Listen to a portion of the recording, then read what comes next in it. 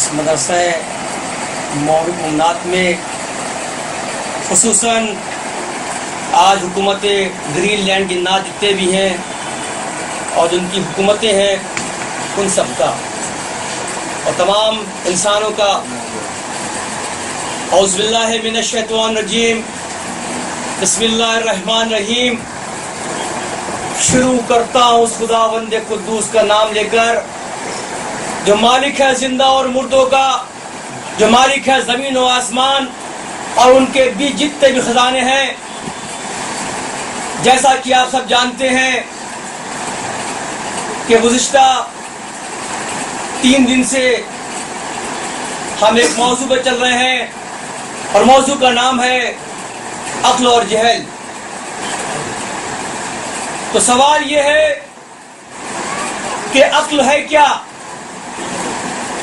کیا عقل ہم کو دکھتی ہے؟ اکثر بچپنے میں لوگ مذاق کہا کرتے تھے کہ عقل بڑی کی بھینس۔ بولے کیوں بھائی؟ کہ بھینس دکھتی ہے، عقل دکھتی نہیں مجھے اس لیے۔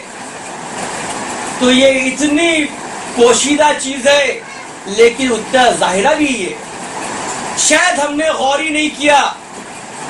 ذرا غور کرتے کہ عقل بھی دکھتی ہے عقل والوں کے لیے۔ کبھی دیکھا اس پیڑ کو جو بنا پھلوں کا ہوتا ہے، تنا رہتا ہے جیسا کوئی گھمنڈی، اترایا ہوا، اترامڑا، غرور میں، یعنی وہ جہل ہو گیا۔ اور جیسے ہی خداوند قدوس نے اس کے لیے پھل ڈال دیے تو وہ جھک گیا۔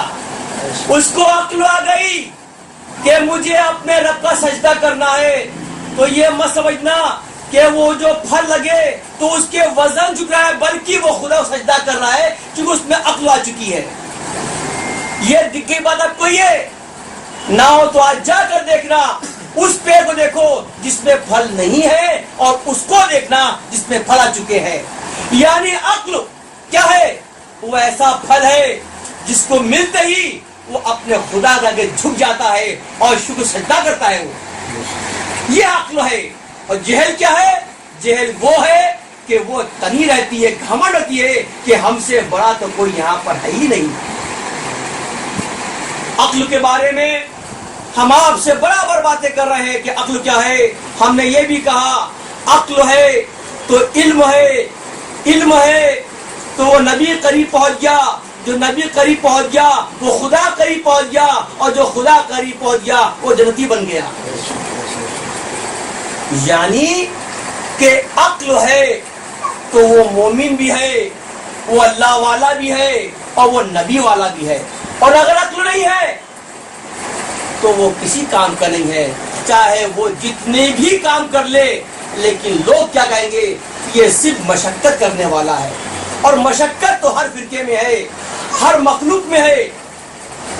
اب مخلوق کی بات آتی ہے تو ہم دیکھیں کہ جس کی عقل کی بات کر رہے ہیں، جس علم کی بات کر رہے ہیں کہ آخر ہے کیا وہ؟ تو خداوند قدوس نے علم کو یعنی عقل کو 2 حصوں میں رکھا ہے۔ نمبر 1 حصہ وہ علم جو مخلوق کے لیے ہے، یعنی یہ مخلوق انسان، مخلوق جنات، مخلوق شیطان، نہ جانے کتنی مخلوق ہے، ان کے لیے ہے، اس کو مخنوس کہتے ہیں۔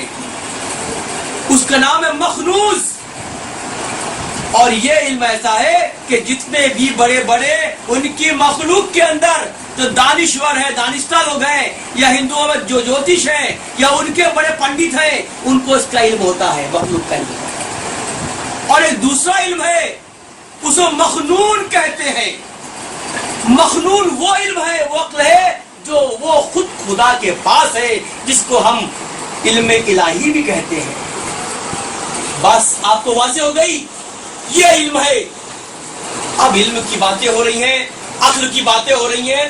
ابھی ہمارے حافظ جی نے سورہ بقرہ کی آیت نمبر 1 سے 20 تک پڑھی، تھوڑا اس پہ ڈالتے روشنی کہ وہ آیت کیا کہہ رہی ہے۔ پہلی آیت تو الف لام میم ہے، جس کا مطلب خدا ہی جانتا ہے گا۔ آگے بڑھتے ہیں تو میں نے یہ دیکھا یہ جو 1 سے لے کر 20 تک آیتیں ہیں، ان کے میں 3 حصے دیکھے ہیں۔ یعنی کہ یہ جو 2 رکوع پڑے ہیں اس میں 3 حصے ہیں. ایک حصہ ہے آیت نمبر 3 سے لے کر 5 تک کا. کون سا ہے؟ 3 سے لے کر 5 تک کا. یعنی یہ دکھا رہا ہے یہ کٹر اور مکمل اور مسلم ایمان والے لوگ ہیں. یہ کیسے ہیں؟ یا کہیے کہ اے لوگوں، اللہ قریب کون ہے؟ وہ قریب ہے جو اللہ کی اطاعت کرتے ہیں، اللہ سے ڈر اور خوف رکھتے ہیں، اللہ کی کتابوں پر ایمان لاتے ہیں اور اللہ کے دیے ہوئے میں خرچ کرتے ہیں. اور اللہ نے ایسے لوگوں کے لیے سیدھا راستہ دیا ہے. جس کو سیدھا راستہ مل گیا یعنی وہ عقل والے ہو گئے. اب آگے بڑھے آیت نمبر 6-7 دیکھتے ہیں. اس میں دیکھا یہ کٹر منافقین ہے، کافر ہے. کیا کہتے ہیں؟ یہ وہ لوگ ہیں جو قطعی بھی ایمان لانے والے نہیں ہیں، چاہے تم ان کے لیے کچھ بھی کوشش کر لو.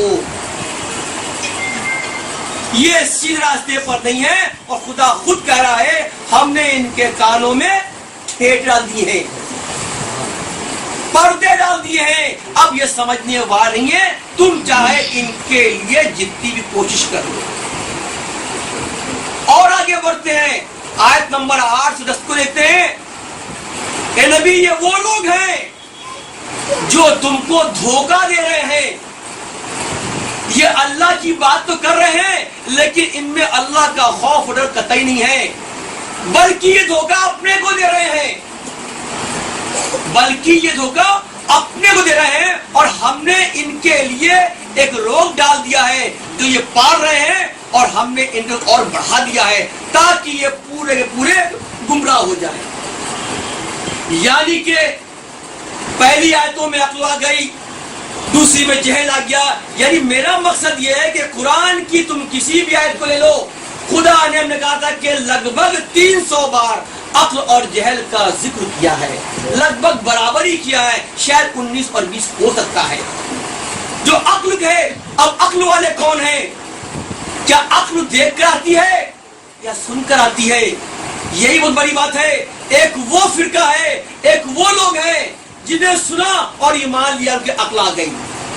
اور ایک وہ ہیں جو دیکھتے ہیں، سنتے ہیں، سمجھتے ہیں، اس کے بعد میں عقل کی باتیں کرتے ہیں. تو اگر میں اس میں دیکھوں تو اس میں ہم سے بھی آگے کون نکل گیا؟ سورہ جن کو دیکھو کہ اے نبی، تمہارے اس قرآن کا پڑھنا سن کر کچھ جنات تم پر ایمان لے آئے. ٹھیک، صرف سنا اور ایمان آ گیا، سمجھا نہیں، دیکھا نہیں. تو کون ہوا؟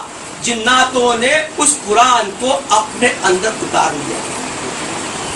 قرآن نے جو لکھا تھا اور اپنی قوم کے پاس گئے اور فرما دیا کہ ہم نے آج ایک بہترین قرآن سنا ہے، ایک عجیب و غریب قرآن سنا ہے جس کے اندر ایک خدا کے بارے میں ہے، اس کی اطاعت کے بارے میں ہے.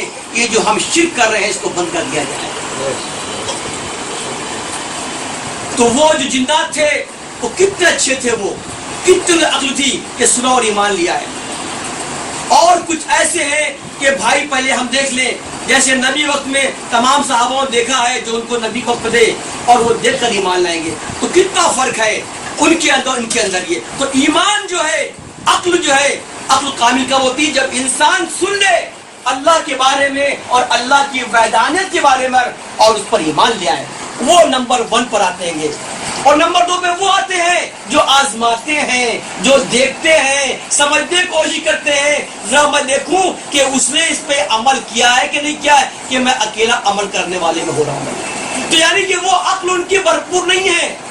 عقل تو ہے لیکن کمزور ان کی عقل ہے.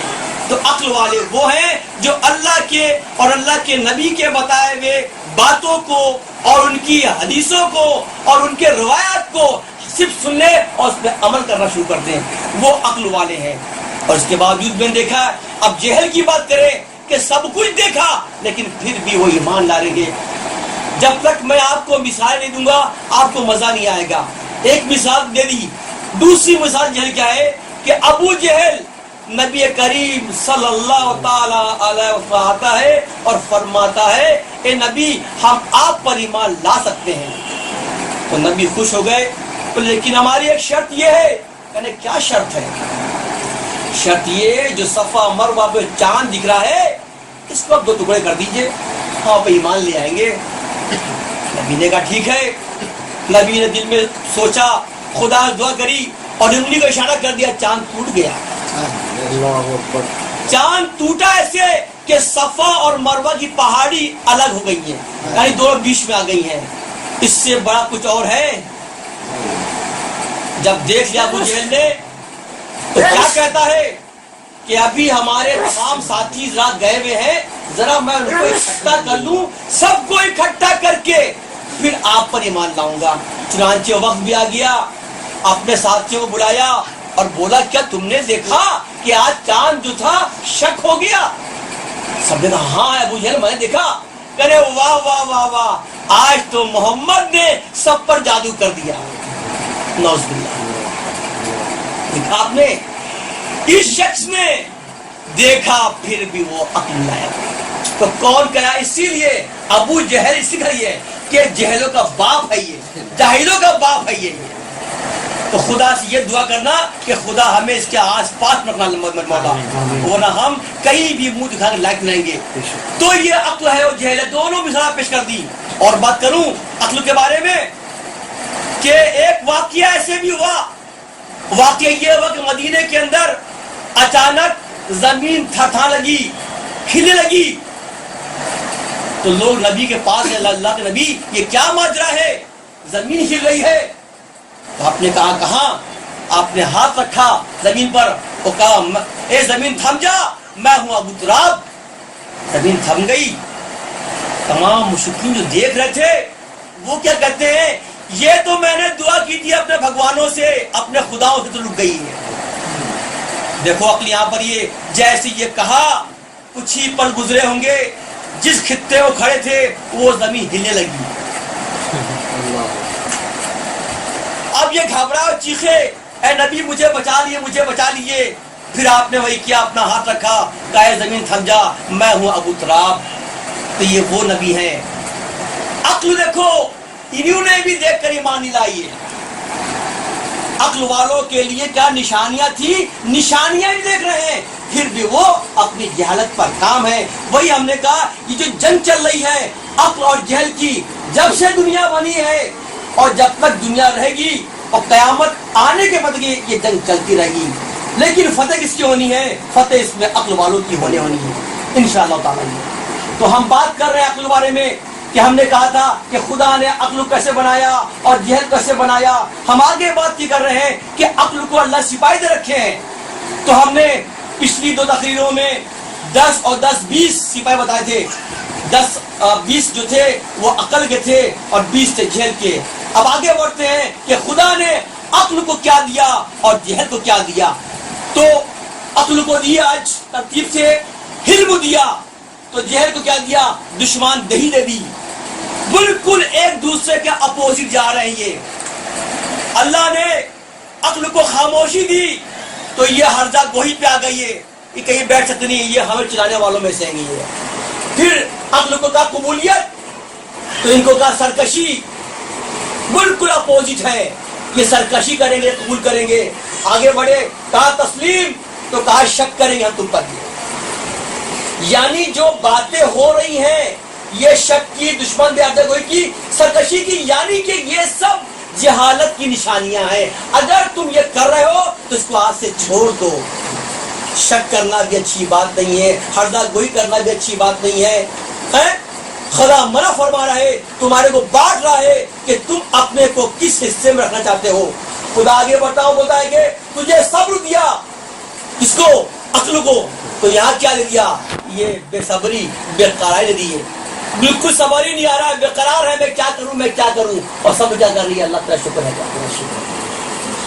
آگے بڑھے یہاں کیا درگزر کہ کوئی بات ہو چھوڑ دو درد، یہ نہیں ہم اس پہ کیا کریں گے، اس کو ہم فخر کریں گے اس پہ، یہ نہیں یعنی گھمنڈ کریں گے، نہ یہ کام غلط رہے گا.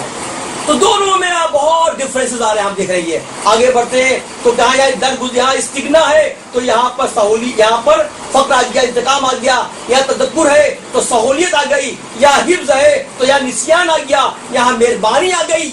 تو بولا یہاں کیا کر رہا ہے, کوئی تعلق ہی نہیں ہے, بالکل خلاف ہے. اگر عقل والے مہربانی کریں گے تو یہ بولتے ہیں ہمیں کچھ کرنا ہی نہیں, کیا کرنا, بھڑ میں جائے, ہم بھلے ہمارا گھر بھلا. یہ سوچتے ہیں آج بھی ہمارے اس معاشرے کے اندر نہ جانے کتنے ہمارے بھائی بہنیں تو یہی کہتے ہیں ارے ہم بھلے میرا گھر بھلا. یہ بات بھی غلط ہے. مہربانی کرنا سیکھو, کیوں اللہ سب سے بڑا مہربان ہے گا. تو یہ جو عقل کی ہم باتیں کر رہے ہیں, سمجھا رہے ہیں, عقل یہ ہے, عقل وہ ہے, تو عقل جس کے پاس ہے وہی مومن ہے. جس کے پاس عقل مومن نہیں ہے, نبی خود فرما رہے ہیں کہ دنیا کے لیے محنت کرنا, دنیا کو پانا کیا ہے, جہل ہے, جہالیت ہے, اور آخرت کو پانا کیا ہے, عقل ہے. واقعہ بھی آتا ہے جب ابراہیم صاحب نے بیٹے اسماعیل سے فرمایا, کیا فرمایا, اے بیٹا ابراہیم میری بات سن لو, کسی کی دولت دیکھ کر اپنا صبر مت کھونا. کیا فرما رہے, کسی کی دولت دیکھ کر, ملکیت دیکھ کر تو اپنا صبر مت کھونا, اور اگر تمہارے اندر کوئی کمیاں رہ گئی ہیں کوئی چیز کھانے پینے میں تو کبھی خدا کا شکر نہ چھوڑنا. یعنی جس نے بھی سب چھوڑا تو کیا ہو گیا, وہ تو جہل بن گیا. جس نے شکر چھوڑا کیا جہل بن گیا. یہ عقل مندوں کی شانی ہے کہ وہ کچھ بھی ہو جائے وہ کبھی بھی اپنا جو عقل والے جو ہے کبھی بھی سب نہیں چھوڑنے والے ہیں اور کبھی شکر چھوڑنے والے نہیں ہیں. یہ ان کی نشانیاں ہیں. تو ابراہیم علیہ السلام کی جب بات آ گئی ہے تو اس کو بھی ہم دیکھیں کہ کیا واقعہ ہے ابراہیم السلام کا. تو میں نے دیکھا ابراہیم علیہ السلام تو جب سے پیدا ہوئے سوائے بیچارے نے صبر سے ہی کام لیا گا. جیسے دنیا میں تشریف لائے تو اس وقت کے بادشاہ نمرود نے آپ کو مارنے کا فیصلہ کر لیا تھا. آپ سب جانتے ہیں کہ کس طرح ان کے والدین نے ان کو تندور چھپا دیا, اس کو نکال لیا. تندور بھی ایسا کہ چھپا کے رکھا ہے, اور سوچا تھا کہ صبح صبح جاؤں گا اس کو نکال دوں گی میں. یہ دیکھیے امتحان, دیکھیے ان کا. یہ ابراہیم علیہ السلام کو ان کی والدہ نے نمرود سے بچانے کے لیے کیا کیا, ایک تندور چھپا دیا کہ یا کس شک نہیں جائے گا, اور صبح ہونے کے پہلے میں اس کو نکال لاؤں گی میں. یہ لیکن اتفاق دیکھو کہ جب ان کی والدہ بھاگی صبح صبح تو دیکھا تندور تو جل چکا ہے. تندور تو روشن ہے وہاں پر. یہ ماں اپنے بیٹے کے بارے میں میرے بیٹے کیا ہوگا, لیکن اس نے صبر رکھا, صبر رکھا کہ خدا کی امان میں تھا تو اس کی حفاظت خدا کرے گا, اور اگر میرے منہ سے نکل گیا تو ہو سکتا ہے کہ اگر یہ زندہ ہو تو مار دیں گے دشمن بھی. صبر سے کام لیا, انتظار کیا کہ کب یہاں جائیں, اور یقین جانا ایسی ہوا جیسے تندور والے وہاں سے ہٹ گئے اپنی روٹیاں پکا کر کے. یہ جاتی ہے کہتی بسم اللہ الرحمن الرحیم, ہاتھ ڈالا تو دیکھا ہے ابراہیم صاحب جو مسکرا رہیں گے. دیکھا اپنے صبر. اگر ان کی والدہ نے صبر نہ کیا ہوتا تو کیا ہوتا جی. اس لیے کہا کہ صبر مت چھوڑنا چاہے کچھ بھی ہو جائے, اور شکر مت چھوڑنا. ابراہیم علیہ السلام جہاں پلے ان کے والد تھے ہی نہیں, انتقال فرما گئے تھے. جس گھر میں پلے وہاں اتنی بت پرستی پوچھو مت. یہ صبح سے لے کر شام تک بتوں کا بننا تھا. آپ سمجھاتے بھی تھے کہ دیکھو بھائی یہ خدا ایک ہی ہے. بہت سمجھایا لیکن نہیں مانے. آخر انہوں نے جو حق کرنا تھا کر دیا, اس کے خلاف میں آواز بلند کر دیا آپ نے کہ نہیں یہ گناہ ہے. جب نمرود کو یہ بات معلوم پڑ گئی کہ یہی شخص ہے جو ہمارے خدا کو برا فرما رہا ہے, برا کہہ رہا ہے, تو اس نے کہا اس کو وہ سزا دوں گا جو سب دیکھیں گے تاکہ کوئی دوسرا ابراہیم بن نہ پائے. چنانچہ اس نے اپنے تمام عالم اکٹھا کیا, بولے کوئی ایسی تصویر بتاؤ مجھے کہ جس میں لوگ اس سے عبرت حاصل کر لیں. بولے ہاں ایک ایسی ہے. بولے کیا ہے, کہ ایک ایسی آگ جلاؤ کہ جس میں اگر چڑیا پرواز کر جائے تو وہ بھی اس پہ گر پڑ اس میں سے ہی ہو. چنانچہ ایسی ہوا. راوی کہتا ہے کہ کتنے دن تک اس آگ کو جلایا گیا, انگاروں کو, کہ وہ سزا دی جائے گی. جب دیکھا کہ بالکل انگارے سرخ ہو چکے ہیں تو لو ابراہیم کو جب آپ کو لایا جا رہا تھا تو فرشتہ جو ہوا کا تھا اس نے کہا ابراہیم السلام علیکم، اگر آپ مجھے حکم کر دیں تو میں ابھی اپنی ہوا سے آگ کے انگار کو ختم کر دوں گا، بجھا دوں گا۔ آپ کیا فرماتے ہیں؟ آپ فرماتے نہیں، مجھے میرے خدا بھروسہ ہے، وہ کرے، آپ مت کرو۔ دیکھو یہ ایمان کی بات ہے، یہ عقل والوں کی بات ہے۔ آگے بڑھے تو دیکھا ایک فرشتہ اور ملتا ہے جو بارش کا تھا، بولتا ہے ابراہیم السلام اگر آپ کہو میرے ہاتھ میں خدا بندے قدوس نے بارش کی باغ ڈور دی ہے، اگر آپ کہیے تو میں اتنی بارش کروں سب پوری آگ بجھ جائے گی۔ تو آپ نے نہیں، مجھے اپنے خدا کی مدد چاہیے۔ آگے بڑھ گئے، دیکھو یہ عقل والے ہی ہے۔ آگے بڑھے ایک اور فرشتہ ملتا ہے، وہ بھی کہتا ہے کہ اگر آپ فرمائیے تو میں اس کو ختم کر دوں گا، نہیں، جو کرے میرا رب العزت کرے گا۔ اس کا انجام کیا ہوا کہ جیسے ہی آگ کو گرایا گیا تو ہوتا کیا ہے، دیکھا پوری آگ جب پھول بن جاتی ہے، پوری آگ پھول بن گئی۔ تو میں نے یہ دیکھا کہ ابراہیم علیہ السلام بچپن جیسے پیدا ہوئے تو بھی آگ، اور جوانی بوئے تو بھی آگ، لیکن دونوں جگہ پر آپ کا صبر تھا، شکر تھا کہ شکر ہمارے خدا کا ہے اور صبر جو ہے ہمارے خدا کا دیا ہو جائے گا۔ تو وہ لوگ جو عقل والے لوگ ہیں وہ نہ تو صبر چھوڑ سکتے ہیں اور نہ شکر چھوڑ سکتے ہیں۔ اکثر ہم اپنے گھر میں کوئی بیماری آ گئی، تکلیفیں آ گئی، گھبرا جاتے ہیں اور فور بکتے ہیں، چلاتے ہیں، کیا کروں؟ اس کے مطلب ضرور ہم اپنے پیغمبروں پر عمل نہیں کر رہے ہیں، یعنی ہمارے صبر نہیں ہے، جبکہ اس وقت ہم کو صبر کی سب سے زیادہ ضرورت تھی۔ تو ہم جو بات کریں گے وہ بات اپنے میں گزر رہی اس کی بات کریں گے۔ تو عقل والے وہ لوگ ہیں تو جتنا برا وقت آ جائے، چاہے ان کی ماں کے بارے میں ہو، چاہے ان کے باپ کے بارے میں، چاہے اولاد کے بارے میں ہو، وہ اپنا سبق ختم کرنے والے نہیں ہے۔ یہ ہے عقل والے لوگ۔ یہ جاہل کون ہے؟ کچھ تکلیف آئی، نوز باللہ خدا کو برا کرنا چھوڑ کر دیا، کون ہے؟ جاہل لوگ ہیں۔ ہم اپنی باتوں میں آپ سے برابر کر رہے ہیں عقل و جہل۔ اب میں دیکھتا ہوں کہ دیکھیں یہ جو آج جو 4 محرم کی شب لگ چکی ہے، آج وہاں کیا ہو رہا ہے ان کربلا والوں کے ساتھ میں۔ آج 4 محرم اور آج جانو کہ تقریباً 1-2 ہزار نہیں، کل تک تو 31 تھی، آج 47,000 کی فوج اکٹھا ہو چکی ہے۔ آج کے دن یزید نے 3 لشکر بھیجے، ایک لشکر تھا نعمان کے اختیار میں جو 6,000 کا تھا، ایک عبداللہ خان تھا وہ 4,000 تھا، یہ کہ جاؤ جا کے تم کو ختم کرنا ہے۔ عجیب و غریب معاملہ ہے اس جاہل کا، اس جہل کا، کہ عقل کو ختم کر دو۔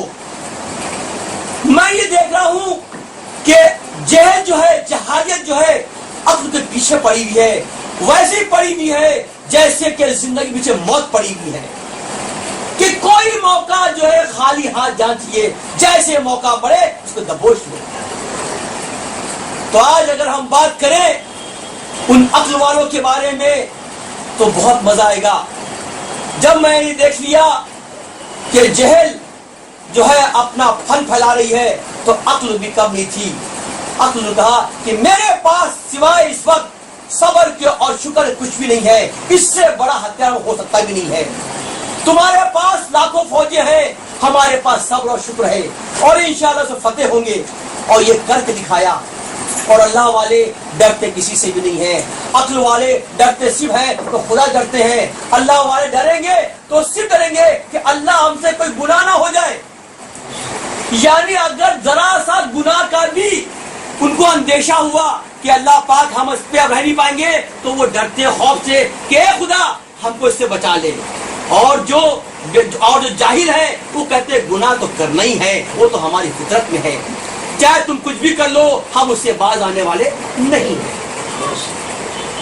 تو ہم بات کرتے ہیں جناب حبیب ابن مظہر بات کرتے ہیں جو خود شہید ہوئے صحابہ تھے، نبی کے بہت بڑے صحابہ تھے، کہ جب وہ کوفے میں تھے تو ان کو ایک قاصد سے خط ملا، تو خط پڑھا تو دیکھا خط حسین کا ہے، تو اس میں لکھا ہوا ہے خط میں اے حبیب ابن مظہر تم فوراً آ جاؤ، ہم کربلا آ چکے ہیں گے۔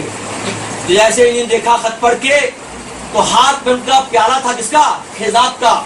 تو پیالے کو انہیں پھینک دیا اور بولے اب تو ہم اپنے خون سے اپنے بالوں کو رنگیں گے. یہ ہیں اللہ والے, یہ عقل والے ہیں. جاتے ہیں بہت تیزی سے اپنے گھر پہ. تو جیسے گھر میں گھسے تو دیکھا ان کا چچا زاد بھائی وہاں موجود ہے. سمجھ گئے یہ تو ضرور دشمن ہے حسین کا, یہ تو پکا دوست ہے ابن زیاد کا, ضرور کچھ کھا لینے آیا ہے کہ کہیں حبیب ابن مظاہر جو ہے کہیں ہمیں غداری نہ کر دے. چنانچہ دیکھا تو یہ پلٹی مار گئے. تو کیا کہتے ہیں؟ نہیں نہیں, میں کربلا کیوں جاؤں گا, وہاں کیا رکھا ہے؟ ارے میری بیوی ہے, میرے بچے ہیں. بیوی دیکھ کر گھبرا گئی کہ یہ کیا کہہ رہی ہے, یہ تو عاشق حسین ہے, یہ الٹی کیسے باتیں کر رہے ہیں. لیکن سمجھ نہیں پائے کہ معاملہ کیا ہے. تو بیوی کیا کہتی ہے کہ تم جاؤ, میں یہاں پر مٹی پھاک لوں گی, لیکن تم کو وہاں جانا ہوگا. کہ نہیں میں نہیں جاؤں گا. انہیں کہا لاؤ کھانا وانا کھایا اپنے بہن ساتھ میں اور اس کو باتیں کرتے نکل گئے. جب دیکھا وہ چلا گیا ان کا بھائی, تب لوٹ کے گھر میں آتے ہیں اور کہتے ہیں تم پاگل ہو گئی ہو.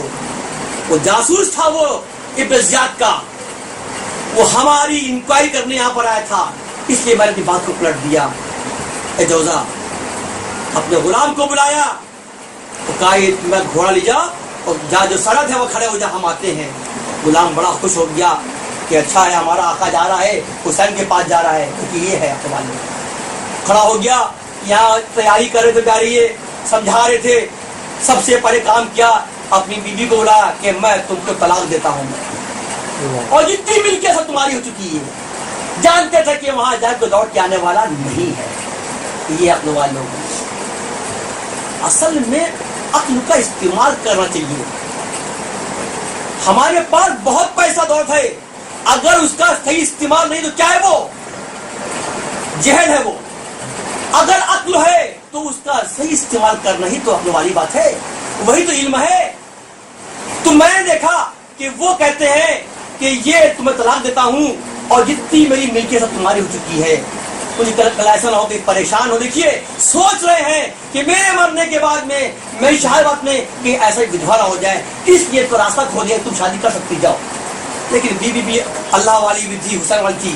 اس نے کہا آپ فکر مت کریے, اللہ ہمارا والی ہے, سب سمجھیں گے انشاءاللہ تعالیٰ. یہ نکلتے ہیں, لیکن ان کو سوچا کہ میں اکیلے کیوں جاؤں, کچھ اور لوگوں کو بتا دوں حسین کے بارے میں. تو یہ مسلم بن اوسے کے پاس جاتے ہیں اور بولتے ہیں کہ حسین آ چکے کربلا میں, خط آیا ہے. جیسے سنا اوسجا نے کہ حسین آ گئے ہیں, یہ ان سے پہلے اپنی بیوی بچے لے کے بھگتے وہاں پر ہی خوشی کے مارے کہ میں حسین ساتھ دوں گا, میں اس جنگ کے خلاف میں.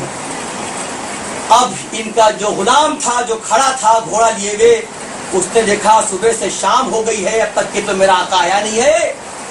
تو باتیں کرتا ہے گھوڑے سے, اور کیا کہتا ہے گھوڑے سے, کہاں جا کر کہ اے گھوڑے سن, اگر میرا آقا نہیں آیا تو ہم خود جائیں کربلا. اتفاقاً یہ پیچھے کھڑے ہوئے تھے, حبیب مظاہر سن لیا, بڑے خوش ہو گئے, اس کو دعائیں خیر دی اور اس کو کچھ پیسے دیے اور تم آزاد کر, تم آج سے نہیں. یہ ہے عقل والے لوگ. اور جاتے ہیں کربلا کے اندر, جیسے حسین نے دیکھا کہ مظاہر آ گئے ہیں, حبیب آ گئے, تو بڑے خوش ہو گئے, لپٹ گئے, بلکہ خیمے میں خوشی کا ماحول پیدا ہو گیا, جیسے کچھ بہت بڑا خزانہ مل گیا حسین کو.